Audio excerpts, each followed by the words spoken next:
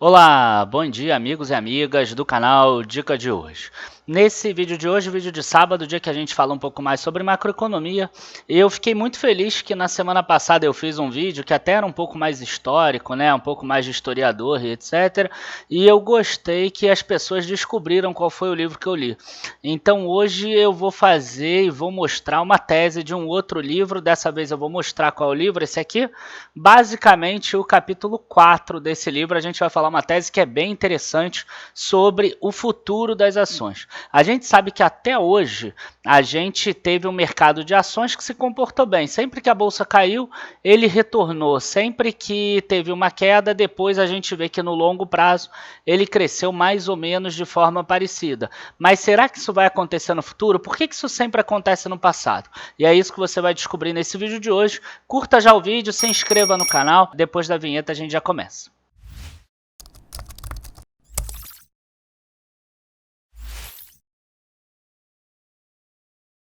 Bom, gente, primeiro é importante contextualizar a coisa e pensar o seguinte: quando a gente lê um livro do Graham, por exemplo, a gente vê que o importante, por exemplo, é comprar barato, porque na hora que você compra barato, na hora que você compra ao som dos canhões, como o Buffett fala, na hora que você compra com um índice PEG muito baixo, como o Fisher fala, ou quando você compra com um EV/EBIT baixo, como o Greenblatt fala, e etc., né?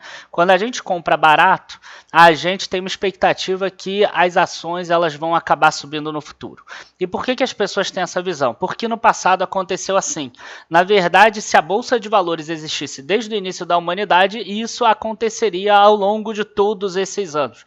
Tá? Mas se a gente pegar desde 1603, que foi a primeira Bolsa na Holanda, ou 1700 e pouco, a primeira Bolsa lá na Inglaterra, a gente vai ver que os preços dos ativos eles subiram ao longo do tempo. E por que isso aconteceu? Porque a gente teve crescimento da economia, né? Então as economias elas crescem. Se você pensar 30 anos atrás como era a cidade que você mora, como é hoje, se você pensar qualquer cidade do Brasil como era e como é hoje, como era a vida da pessoa 30 anos atrás e como é hoje, você vai ver que hoje você tem um consumo muito maior, além de ter uma quantidade de pessoas maior. Se você pegar de 1980, 90 para 1950, você vai ver a mesma coisa. Se você pegar de 1950 para 1920, 1910, você vai ver a mesma coisa. Então, em um período de 30 anos, se você pensar na bolsa como um todo, na economia de longo prazo, essa tem um crescimento ao longo do tempo. Só que, como eu falei antes, isso foi possível por causa do crescimento da economia, né, em todos os países, tá? Tanto desenvolvidos quanto subdesenvolvidos. E o que faz a economia crescer? O que faz a economia crescer são dois vetores principais. O primeiro deles é o crescimento da população. Quer dizer, 7 bilhões de pessoas consomem mais do que 6 bilhões de pessoas, que consomem mais do que 1 bilhão de pessoas, que consomem mais do que 100 milhões de pessoas, por exemplo, como tinha há muito tempo atrás, há 500, 600 anos atrás, aqui dentro do planeta Terra, né? Então a gente tem aí uma questão que tem mais gente consumindo. Outra questão importante é a produtividade. Então esses dois vetores, produtividade mais crescimento populacional, a gente vê que as economias elas acabam crescendo. E aí a gente tem uma grande questão. A gente já sabe que embora a expectativa de vida esteja subindo, esteja crescendo e faz com que as pessoas consumam por mais tempo, a gente tem taxas de natalidade muito baixas. Em todo o mundo desenvolvido já está abaixo de 2,1 vez. O que significa 2,1 vez? Imagina um casal, um homem e uma mulher, né? E eles têm 2 filhos, por exemplo. Se a gente se a gente deixar aquelas pessoas que morrem antes de chegar à maioridade e que possam ter filhos, por exemplo, a gente tem um declínio da população. Então a gente precisa de 2,1 filhos por casal para que a população se mantenha. Isso foi muito fácil sempre para a população. Normalmente uma mulher ela engravidava entre 4 e 5 anos, ela ficava grávida uma vez, então ela tinha lá 4, 5, 6 filhos. Hoje em dia as mulheres começam a ter filhos mais tarde e também elas querem ter menos filhos. Então a gente está falando de 1 filho, máximo 2 filhos por casal, isso quando não tem várias que não tem nenhum filho. E aí a gente tem Na China a gente chegou a ter uma média por casal de um filho, por causa da lei. A gente chegou a ter em Taiwan 1,3, na Coreia do Sul também. Quando a gente pega Espanha, Portugal, Grécia 1,5, nos Estados Unidos mesmo tinha caído de 2 e estava em 1,8. O Brasil ainda está acima, tanto que a previsão de crescer a população vai até 260 milhões em 2060, mas mesmo assim já é uma faixa menor. Então o que sobra para a população? Sobra o acrescimento da produtividade. Aí normalmente a gente deve pensar assim, cara, a tecnologia de hoje é maravilhosa, com certeza hoje a produtividade do mundo é muito maior, mas é engraçado que os números falam o contrário. E aí nesse livro a gente vê essa imagem aqui mostrando que de 1910 a 1960 a gente teve muitas invenções que mudaram a vida dos seres humanos nos últimos 100 anos. Ó, eletricidade para todo mundo que chegou, água encanada, e quando eu falo todo mundo é mundo desenvolvido, tá, pessoal? Máquina de lavar roupa, refrigeração, automóvel, telefone, televisão, cinema, muitas coisas, antibióticos e vacinas. E quando a gente pega 1960 a 2010, a gente já não teve tantas invenções assim. A gente teve algumas que são importantes para a nossa vida de hoje, que a gente não vive sem, sim, mas não são tantas assim. Então, se você olhar dados, você vai ver que a produtividade, por exemplo, dos Estados Unidos caiu de uma faixa de 1%, como tinha ao ano, para em torno de 0,5%. No Brasil é inclusive menor do que isso. Tá? De 1980 para cá a gente teve 0,3%. É fácil chegar nesse cálculo. É só você ver quanto a população cresceu e ver quanto o PIB cresceu. Então, você reduz um do outro, você tem a produtividade. Aí, o que a gente tem? A gente tem uma população que está ficando cada vez mais velha, e a gente tem um mundo que está tendo uma produtividade cada vez menor, né? Então, o próprio livro ele faz uns cálculos aqui, e aí aqui a gente vê a expectativa de vida, isso aqui é uma expectativa de vida do mundo como um todo, e a gente vê que essa expectativa aqui chegaria a 85 anos, mais ou menos, em 2060, e aí somando homens e mulheres, e a gente tem aqui um cenário A, um cenário B e um cenário C. E aí entra a grande questão. A gente vê aqui que no cenário A tem uma diferença de 7 anos com relação à idade de aposentadoria. No cenário B, 15,8, que é exatamente o de hoje. E cenário C, 26,2 anos. Qual é a grande questão aí? Vamos pensar num país desenvolvido, vamos pensar nos Estados Unidos. Nos Estados Unidos a gente tem uma população que hoje está aposentada, que foram os baby boomers, foram aqueles que nasceram depois da Segunda Guerra Mundial. Então eles pouparam ao longo do tempo, como é normal lá nos Estados Unidos, e hoje eles vivem dessa renda que eles pouparam. Nos Estados Unidos, na Europa e etc., é diferente do Brasil. Você não consegue viver só dos juros das suas aplicações. Você precisa vender parte do teu principal, normalmente. Né? Não é muito fácil você, com uma taxa de juros de 1% ou de 0,5%, você conseguir custear toda a tua vida. Então, o que acontece? Essas pessoas precisam de liquidez.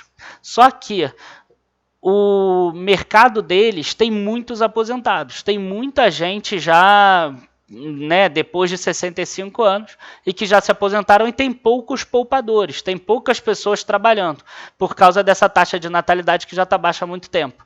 Então, quem é o comprador desses ativos nos países desenvolvidos? O comprador desses ativos é você, por exemplo, que está investindo nos Estados Unidos. Você investe lá comprando um imóvel lá, comprando ações lá, comprando bonds nos Estados Unidos, ou mesmo comprando a DR da Petrobras nos Estados Unidos, você está bem ou mal financiando esses aposentados dos Estados Unidos ou da Europa e que precisam ter dinheiro para poder custear a velhice deles. Então eles vendem parte desses ativos para pessoas que são poupadoras, e pessoas que são poupadoras não apenas nos Estados Unidos, mas sim no mundo todo. Então o que essa imagem fala? Essa imagem fala que se o americano ele tivesse que vender os ativos dele apenas para os americanos, que são cada vez menos quantidade de gente, ele teria que ter só 7 anos de aposentadoria. Quer dizer, se a expectativa for 85, ele teria que se aposentar com 78, né? Aqui seria 85, 7 anos de vida, então aqui é 84.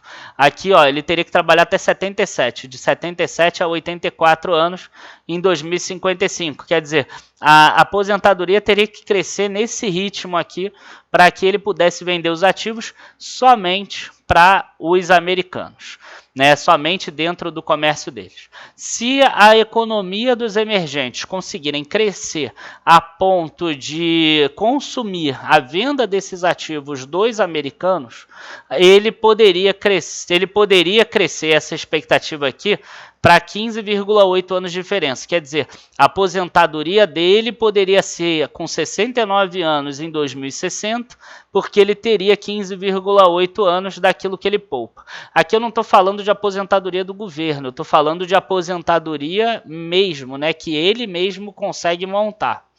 E aí aqui a gente tem um cenário C, que é um cenário quase impossível de acontecer, que seria se as economias emergentes crescessem 9% ao ano, e aí poderia continuar tendo uma redução da idade da aposentadoria, que foi algo que aconteceu nos Estados Unidos e na Europa, principalmente lá de 1960 a 1980, 1990, mais ou menos, que a gente vê aqui, né, que teve uma queda forte, e depois a gente ainda teve alguns benefícios que fizeram cair um pouquinho. Então, se continuar nesse significado, eles vão precisar de 26 anos de ativos suficientes para custear a velhice deles. E aí o mundo desenvolvido, que cresce hoje pouco, teria que depender de um crescimento de 9% ao ano do mundo, né, subdesenvolvido ou emergente. E isso a gente sabe que não acontece. Então, qual é a grande questão? Os Estados Unidos, a Europa e o Japão dependem dos emergentes para que eles comprem esses ativos. Porque se eles não comprarem esses ativos, o que acontece com o preço dos ativos? O preço dos ativos cai. E aí a gente entra na questão de confiança do último vídeo, por exemplo. Né, a gente precisa ter confiança. Então, o que aconteceu agora com a questão do coronavírus? A gente tem uma confiança menor que o mundo vai crescer ainda mais a essas taxas que a gente precisa, de 9%, por exemplo. Então, a gente percebe que, enfim, além de aumentar, por exemplo, a idade de aposentadoria, a gente ainda vai ter talvez um problema da bolsa crescer tanto quanto ela cresceu no passado no longo prazo. Por quê? Porque a gente tem uma produtividade menor e a gente tem um crescimento populacional menor, e ao longo do tempo vai ter menos mercados para conseguir consumir essa produção global. E aí a gente entra no nosso gráfico aqui, ó, que mostram os países emergentes. E a gente vê aqui que a China tinha 2% só do PIB mundial em 1980. Ela chega, por essa previsão do livro, a 32% aqui em 2032, se eu não me engano, 2028. E aí aqui ela baixa para 14%. E a Índia passaria a ser a maior economia do mundo, 23%.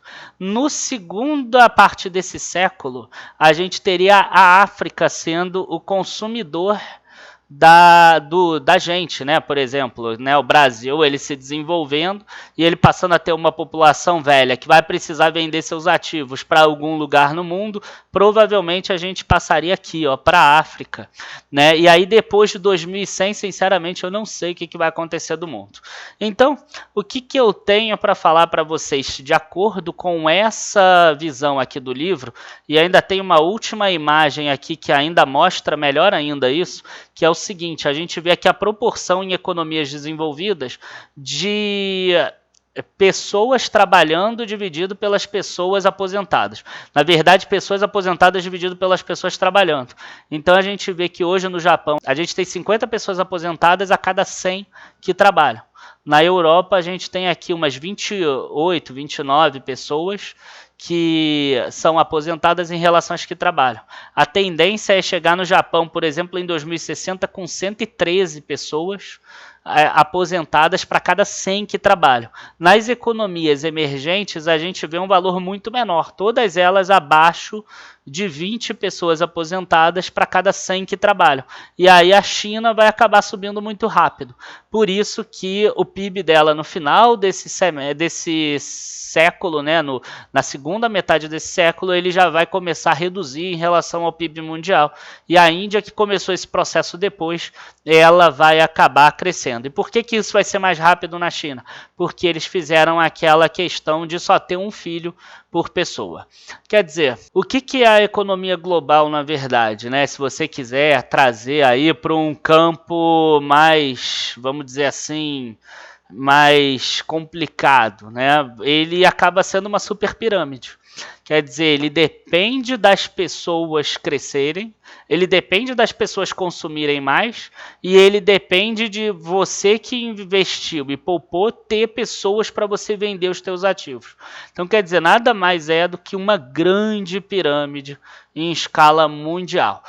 Como a gente vê aqui, não tem muito para se preocupar até 2100, só que a gente deve ter um crescimento menor. Talvez a gente vê lá que os Estados Unidos cresceu acima da inflação em torno de 6,6, 6,8 desde 1802, de acordo com o livro.